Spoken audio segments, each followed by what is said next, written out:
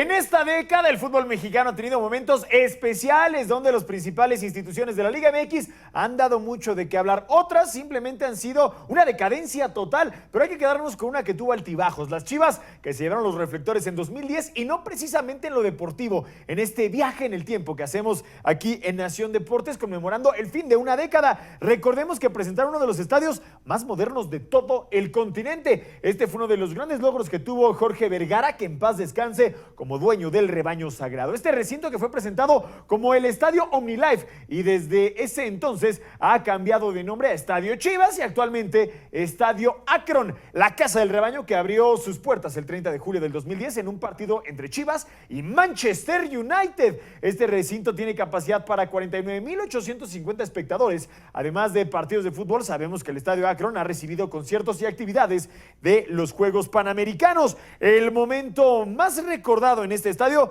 fue aquel título que lograron las Chivas frente a los Tigres. Recordemos que evidentemente también tuvimos ese momentito de Chicharo jugando con las dos camisetas que a los aficionados de Chivas no se les puede olvidar.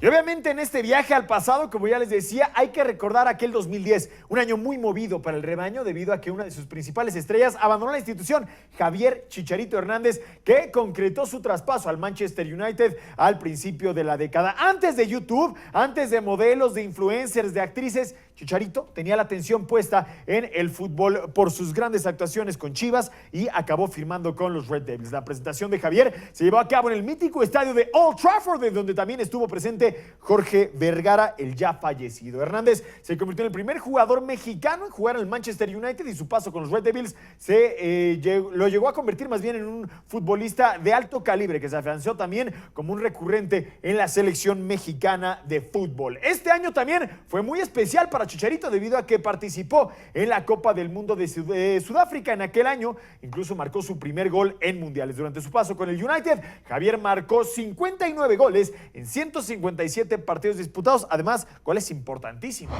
En 2010 también se registró un momento que cambió el rumbo de la Liga MX, cuando Ricardo "el Tuca" Ferretti comenzó su tercera etapa con los Tigres como director técnico. El Tuca inició su proyecto con el cuadro felino en el Apertura 2010. Ferretti, que llegaba motivado y se puso a trabajar desde el día 1 y hemos visto cómo ha dado frutos ese trabajo. Con carácter y dedicación, Ferretti comenzó con la época dorada de los Tigres. Desde que el Tuca se sentó en ese banquillo, sabemos que el conjunto universitario ha tenido buenos títulos, 5 de Liga MX, además de una Copa MX. Jugadores llegan, otros se van, pero Ferretti se mantiene firme como estratega del cuadro de San Nicolás. Pese a que todo parece felicidad, Ricardo Ferretti también es muy criticado, lo sabemos, pero los títulos hablan. Hay que escuchar a Ricardo Ferretti, obviamente, en este viaje al pasado.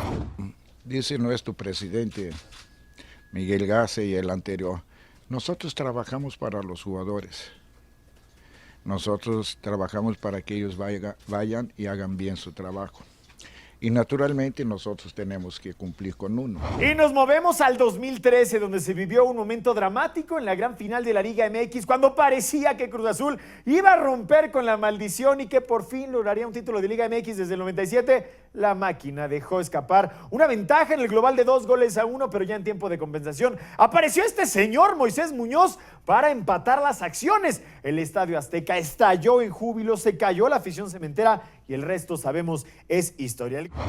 Esta década que está terminando nos dejó momentos espectaculares aquí en Nación Deportes y hay que recordar uno que arrancaba la década pero que definitivamente marcó un antes y un después en el fútbol mundial. La Copa del Mundo del 2010, que fue muy especial debido a que fue la primera ocasión en que el mundial se disputó en África. Contra todos los pronósticos, esta fue la campeona, la selección de España, que logró su primer título mundial en la historia. Aquel 11 de julio del 2010, que fue un día histórico para la Furia Roja después de haber vencido a Holanda por la mínima en la gran final. Andrés Iniesta, el fantasmita, fue la gran figura del partido al marcar el gol del campeonato en los minutos finales del tiempo extra. De verdad, aquella época la dominaba Andrés Iniesta, por más que aquel Balón de Oro se lo terminara llevando Leo Messi. Los dirigidos por Vicente del Bosque lograron darle una tremenda alegría a una de las mejores aficiones del planeta. Jugadores como Carles Puyol, Iker Casillas, Xavi Hernández, Andrés Iniesta y Fernando el Niño Torres fueron de los principales artífices de aquel campeonato. En su camino a la gran final, España venció a Portugal en octavos, a Paraguay en cuartos y a Alemania en semifinales. Esta generación que es reconocida como la mejor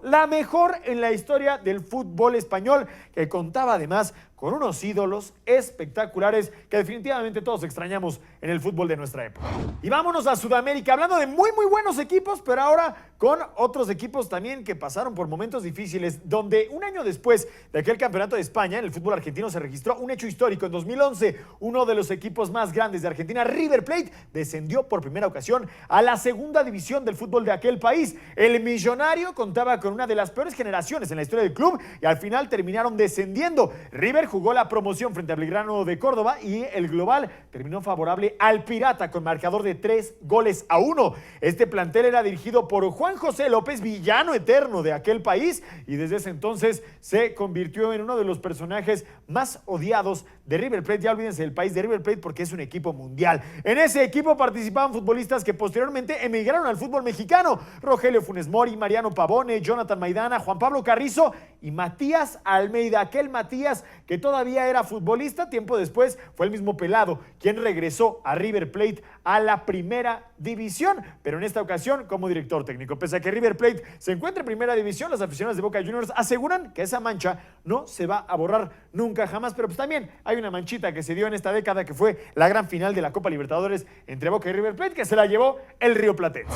Y vamos con información de uno de los futbolistas más históricos de los que podríamos hablar, uno de los que han marcado el planeta y que es el mejor futbolista de la historia, Leo Messi, que se adjudicó totalmente esta década. La Pulga ya cuenta con 6 balones de oro, pero fueron 5 los que consiguió en esta década. Messi ha conseguido este galardón en 2010, 2011, 2012, 2015 y 2019. El único premio que recibió fuera de la década fue en 2009. Leo es un fuera de serie, todos lo sabemos, y ya podría ser considerado como el mejor de la historia del Barcelona. Además de los balones de oro, Messi cuenta con 4 Champions, 10 Ligas de España, 6 Copas del Rey y 3 Mundiales de Clubes con el Barcelona. Pese a que todo es felicidad a nivel de clubes, el futbolista de 32 años ha dejado mucho que desear con la selección argentina, donde en esta misma década perdió una Copa del Mundo. No pudo lograr cumplir el objetivo principal, que era conquistar un mundial en esta década. Durante este tiempo falló con el albiceleste en 2010, en 2014, pero también en 2018, que esa fue la peor, podríamos decirlo. Se nos termina una década con momentos espectaculares en todos los deportes, pero sobre todo muy emotivos en la NFL y también algunas hazañas que han maravillado a todo el planeta. Los empacadores de Green Bay, los vikingos de Minnesota y los Jets de Nueva York tuvieron a Brett Favre como mariscal de campo, pero los empacadores lo tuvieron durante mucho tiempo. Sin duda, es recordado como uno de los mejores jugadores en la historia de la franquicia. 2010 fue un año que tuvo un impacto para Favre debido a que anunció su retiro otra vez de la NFL. Dio el anuncio, ahora sí oficial, de su retiro en una conferencia de prensa, la cual es recordada como una de las más emotivas en la historia de la NFL. Favre no pudo contener las lágrimas y agradeció a todos los que fueron parte durante su estancia en la NFL. Veíamos imágenes con los vikingos de Minnesota, el equipo más odiado por parte de los aficionados de Green Bay, pero es que esa fue la decisión que tomó Brett Favre, irse con ese equipo a jugar su último año como profesional, su último par de años como profesional. El ex mariscal de campo de 50 años participó con los Halcones de Atlanta en un año fugaz, con los empacadores de Green Bay, con los que hizo historia, con los Jets y con los vikingos de Minnesota. El general tuvo 71,838 yardas, 508 touchdowns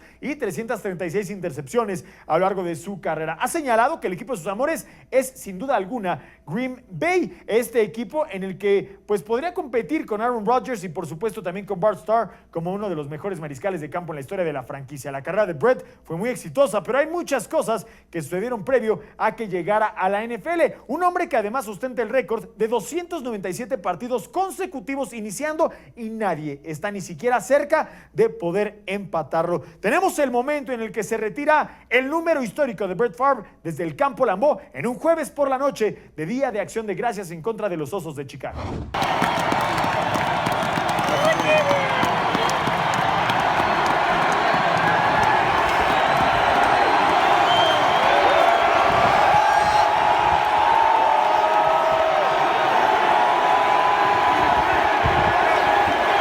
Y bueno, una historia como la de Favre vale la pena ser contada, y eso hicimos en las redes sociales de Nación Deportes. Vamos a ver un poco del origen de Brett Favre.